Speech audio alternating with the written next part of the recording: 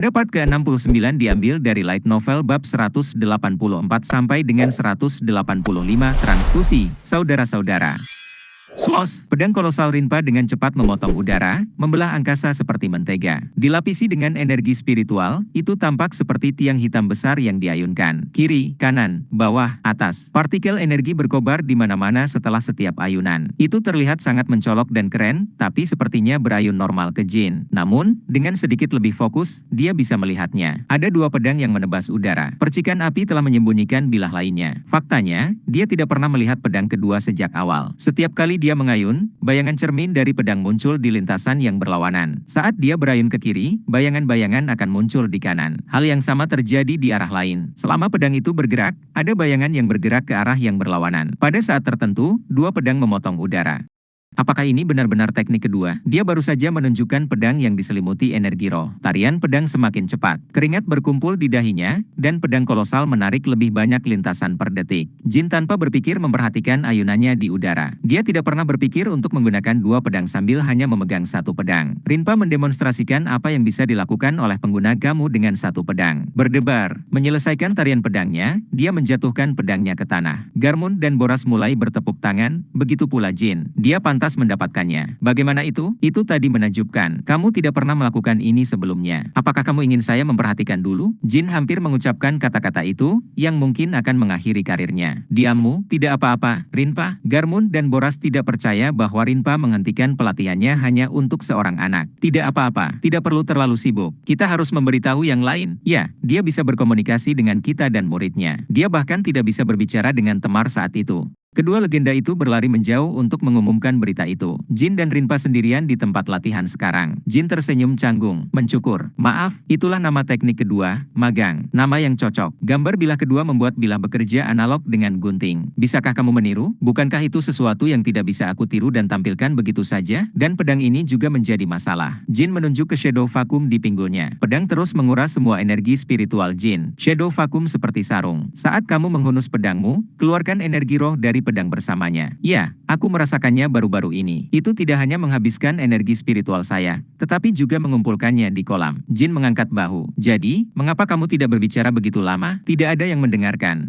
Untuk apa? Bahwa kita seharusnya tidak menantang dewa. Saya percaya bahwa itu adalah hukuman yang tepat karena tidak dapat mencegah nasib seperti itu menimpa mereka. Kutukan, bukan pelatihan. Rinpa percaya bahwa kepunahan sukunya adalah kesalahannya. Jin bersimpati padanya, tetapi dia tidak menghiburnya secara lisan. Mungkin bukan itu yang ingin dia dengar. Aku menyelesaikan hukumanku berkat kamu. Sangat mudah, di atas itu. Saya akhirnya dapat berbicara untuk pertama kalinya sejak 20 tahun, jadi sekarang saya akan memberitahu kamu semua yang saya tahu. Saat dia mulai menjelaskan teknik kedua, Garmund dan Boras kembali, bersama selusin lainnya. Kurasa kita akan melanjutkannya besok, Jin Rankandel. Rinpa, legenda keempat, akhirnya berakhir. Beberapa dari mereka menanyai Jin tentang bagaimana dia melakukannya yang menyebabkan Jin memalingkan muka. Yang lain sepertinya tidak tahu mengapa dia diam. Jin mencoba menyelinap pergi, tapi Boras menangkapnya. Sekarang aku akan menghabiskan pencapaian keduamu, tapi aku belum melakukan apa-apa. Apakah kamu tidak membuka mulut Rinpa? Hehe, udara ini harus kuhirup. Boras menarik napas dalam-dalam seolah-olah dia akan menyelam di bawah air. Jin tertawa terbahak-bahak. Dia tampak seperti anjing yang mencoba memakan salju yang turun. Dia tidak pernah tahu apa itu Beastman ini. Dia terkadang meragukan jika para Beastman ini menguasai dunia 5000 tahun yang lalu. Sayang sekali Rinpa bisu. Penjelasannya sangat rapi. Berkat dia, Jin belajar cara mengatasi pedang terkutuk dan menggunakan teknik kedua Shadow Blade. Hanya dalam 2 minggu, dia menyelesaikan pelatihannya. Tentu saja, dia baru belajar bagaimana melakukannya, tetapi tidak benar-benar menguasainya. Namun, karena dia tahu bagaimana melakukannya, menguasai skill melalui latihan hanyalah masalah waktu saja. Februari 1797,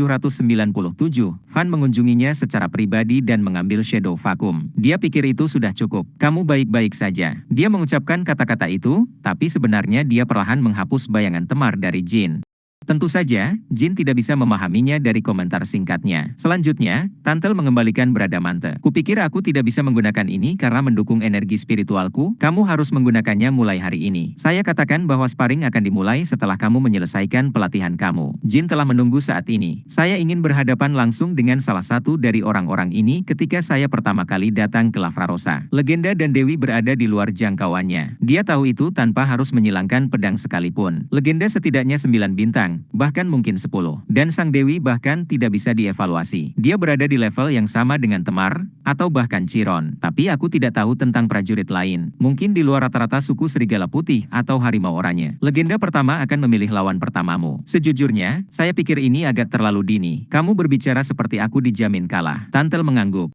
Tentu, seorang bayi berusia 17 tahun melawan seorang prajurit legenda terkemuka. Itu tidak akan pernah terjadi kembali pada hari itu. Dan legenda pertama tidak menyukaimu. Mengapa? Hahaha, bukankah itu reaksi yang jelas sejak kamu bertindak sombong pada awalnya? Hanya yang keempat, kelima, dan kedelapan yang memalingkan muka. Tawa Tantel langsung menghilang. Dia menatap lurus ke mata Jin. Sebaliknya, jika kamu tampil bagus, kamu bisa langsung mengubah opini publik tentang kamu melalui legenda pertama. Aku mendukungmu. Semoga beruntung. Saya yakin kamu sudah mencatat saran saya. Dia telah mengalami pengerjaan pedang yang luar biasa. Meskipun dia tidak melihatnya secara langsung, dia mengingatnya. Van dan Tantel meninggalkan tempat latihan, dan Garmund menggelengkan kepalanya. Kamu pasti cukup kuat. Tidak, kamu sangat kuat. Aku bahkan tidak percaya kau manusia. Jadi jangan terlalu terpuruk. Nah, Tantel berbicara seolah-olah aku akan kalah, dan kamu berbicara seolah-olah aku sudah kalah. Saya tidak pernah kehilangan tekad saya. Boras dan Rinpa memandang Jin dengan pemikiran yang sama. Hoho, aku sedikit khawatir. Saya pikir kamu adalah tipe orang yang terluka karena satu kegagalan. Sama di sini, mereka yang memiliki pendakian tak berujung cenderung bekerja seperti itu. Banyak kekhawatiran di wajah mereka. Tapi Jin, kamu juga harus belajar bagaimana berdiri dari kegagalan. Setuju, kegagalan adalah komponen kunci untuk pertumbuhan dalam diri seorang pejuang. Di luar, Temar tidak pernah kalah sekalipun, tapi dia mengalami kekalahan beruntun yang gila-gilaan di Lavrarosa. Sebuah berita menarik. Garmund, seberapa kuat Temar selama pertarungan pertamanya? Lebih kuat darimu. Mungkin 1 atau 2 langkah di depan. Jadi begitu, 1 atau 2 langkah. Namun dia tidak mengalahkan seorang prajurit pun. Apakah kamu melihat mengapa kami khawatir? Setelah pertarungan pertamanya, Temar berhenti makan. Kami berpikir kamu mungkin memiliki beberapa karakteristik yang mirip dengannya. Garmund, Boras, dan Rinpa benar-benar salah paham.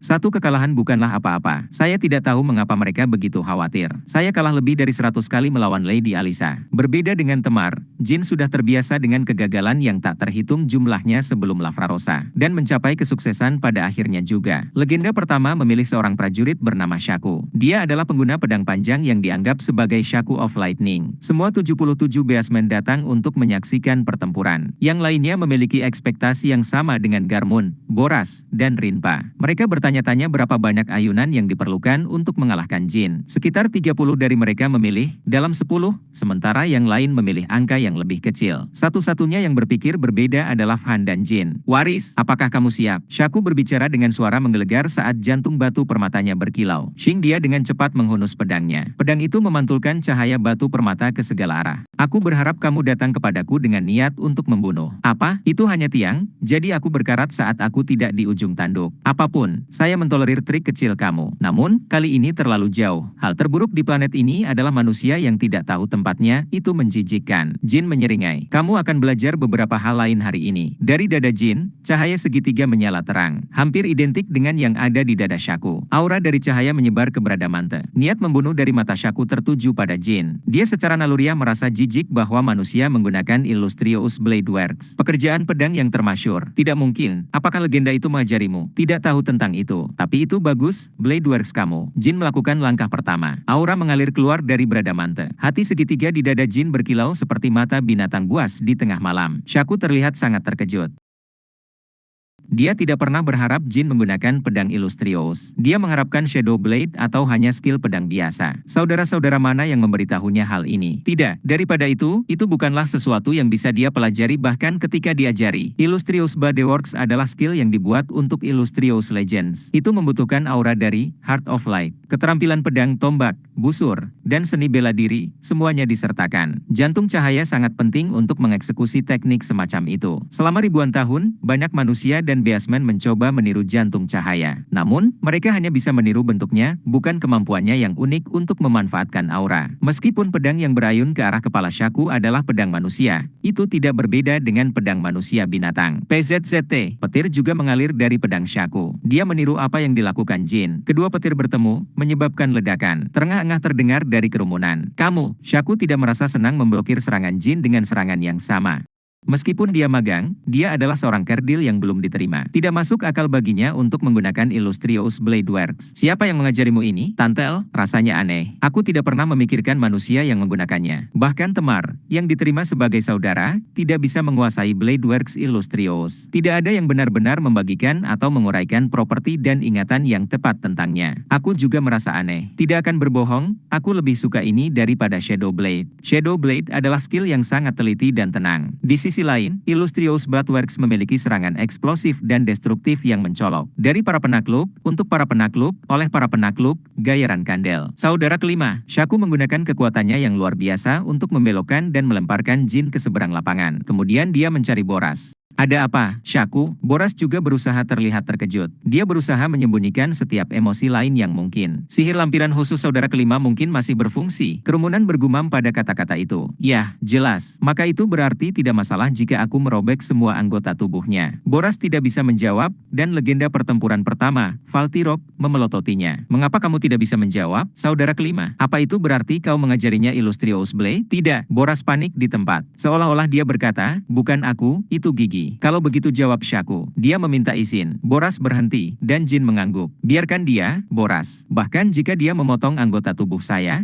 kamu dapat menempelkannya kembali dengan keterikatan khusus kamu atau apapun. Sepertinya itu adalah keterampilan penyembuhan untuk membantu anggota tubuh yang terputus. Tapi, sihir lampiran khusus bukanlah pemulihan total. Jika saya membuat kesalahan sekecil apapun, kamu mungkin tidak akan pernah merasakan anggota tubuh itu lagi. Tidak apa-apa. Itu adalah ide saya baginya untuk mendorong saya ke ambang kematian, jadi saya akan menghadapi konsekuensinya. Jin tidak mengucapkan kata-kata itu hanya untuk memprovokasi Shaku. Dia terus-menerus menapaki perbatasan antara hidup dan mati, bahkan saat berlatih. Tempat ini, Lavrarosa, tidak terkecuali. Selama misi intersepsi kompas, siapa yang tahu monster seperti apa dari Kinslow dan Zipfel yang akan saya hadapi? Saya harus belajar sebanyak mungkin di Lavrarosa sebelum berangkat. Saya tidak akan mengampuni tubuh saya sedikit pun. Shaku membuat senyum maut. Aku akan menganggap itu sebagai ya. Boras, sekilas, sepertinya keputusan itu bergantung pada konsensus antara Shaku, Boras, dan Valtirok. Namun kenyataannya, Van memegang semua otoritas. Bahkan dengan percakapan yang berlanjut sebagai berikut, melihat Van tidak melakukan pembalasan berarti apapun bisa terjadi. Sementara Garmun, Rinpa, dan Boras merasakan bagian dalam mereka terbakar dan bergolak, Van menatap Jin dengan tatapan aneh di matanya.